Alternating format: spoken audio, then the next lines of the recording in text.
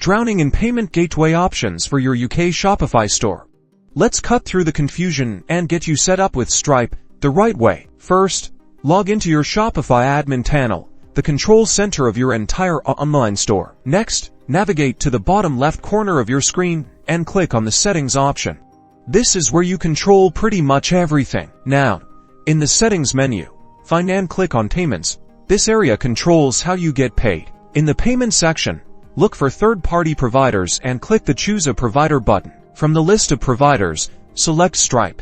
It might ask you to search, so just type it in if needed. You'll be redirected to Stripe's Secure Connection page, where you'll either log into your existing Stripe account or create a new one. This is where you link your business bank details. Once connected, ensure your Stripe account is correctly configured to accept payments in GBP, British pounds. Double-check those currency settings. Activate your preferred payment methods like credit and debit cards, and consider options like Apple Pay and Google Pay for a smoother checkout experience. Before going live, enable test mode to run a few dummy transactions and ensure everything is working flawlessly. Finally, disable test mode and you're ready to start accepting payments securely and efficiently from your UK customers.